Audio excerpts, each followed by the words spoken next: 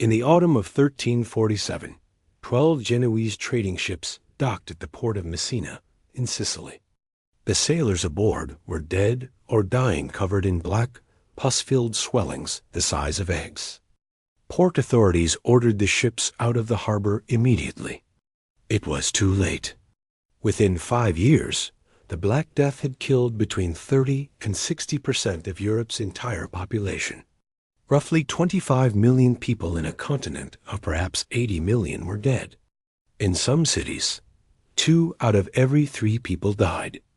Entire villages ceased to exist. The medieval world that had existed for centuries was gone. What came after was something entirely different. This is the story of the worst catastrophe in human history, and why it accidentally made the modern world.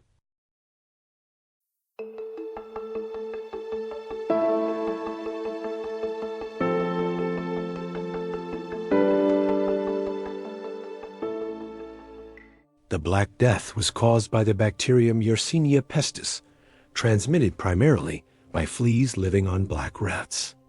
Modern genetic analysis has traced its origin to Central Asia, most likely the region around Kyrgyzstan, where it may have been circulating in rodent populations for centuries. It traveled west along the Mongol trade routes. The same Pax Mongolica that had connected the world for a century now served as a highway for the plague. It reached the Crimean port of Kaffa in 1346, where Mongol forces besieging the city reportedly catapulted plague-infected corpses over the walls, one of the earliest recorded instances of biological warfare. Genoese merchants fleeing Kaffa carried it to Constantinople, then to Sicily, and from there it swept through Europe with terrifying speed. Europe was not the only victim. The plague killed an estimated 30 to 50 million people across the Islamic world and Asia as well. Cairo lost perhaps 40% of its population. China, already weakened by the Mongol conquest, suffered catastrophic losses. The Black Death was a global catastrophe. It just hit Europe hardest and changed Europe most visibly.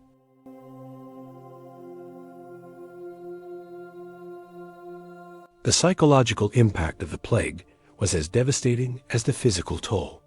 The disease killed with terrifying speed. A person could be healthy in the morning and dead by nightfall. The swellings, called buboes, giving the disease its clinical name, bubonic plague, appeared in the armpits, groin, and neck.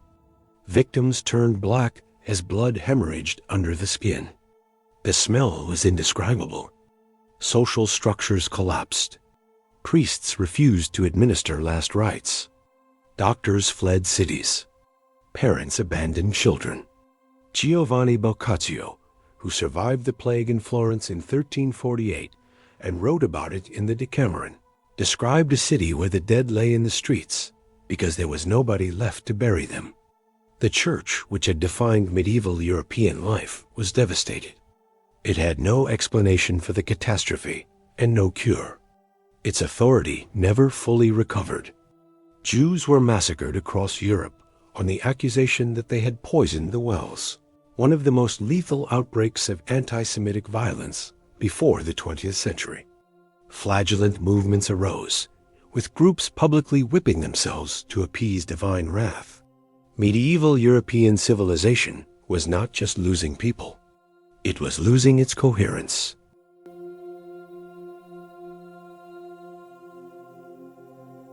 And then something unexpected happened. The survivors found themselves in a world transformed and in many ways improved. With a third to a half of Europe's population dead, labor became scarce and therefore valuable. Peasants who had been bound to the land for centuries suddenly had bargaining power. Wages rose. Serfdom, the feudal system that had tied peasants to lords for generations, began to collapse. The survivors inherited land, property, and opportunities that would have been unimaginable before the plague. The weakening of the church created space for new religious thinking, the questioning of clerical authority that would eventually produce the Protestant Reformation. The disruption of the old social order created space for new ideas about human dignity. individual worth, and the relationship between people and God. Scholars identify the Black Death as one of the key catalysts of the Renaissance. The Italian city-states that produced Leonardo, Michelangelo, and Machiavelli were also the cities that had survived the plague and rebuilt on its ruins. The plague also, paradoxically, accelerated scientific thinking. The failure of traditional medicine and prayer to stop it forced Europeans to begin observing, recording, and eventually questioning received knowledge about the natural world. The seeds of the scientific revolution were watered by the blood of the plague's victims.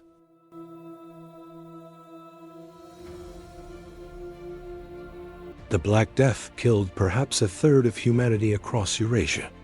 It ended feudalism, undermined the medieval church, catalyzed the Renaissance, and planted the seeds of the scientific revolution and the Reformation. It is simultaneously the worst thing that ever happened to medieval civilization and the event most responsible for creating the modern world that followed it. History's most transformative moments are rarely the ones we would have chosen. Progress rarely comes from comfort. It comes from catastrophe, adaptation, and the stubborn human refusal to simply stop. The medieval world ended in the streets of Florence and Paris and Cairo, among the bodies of the dead. The modern world began in the same streets, among the people who survived and refused to go back to what had been. Out of the worst came what came next.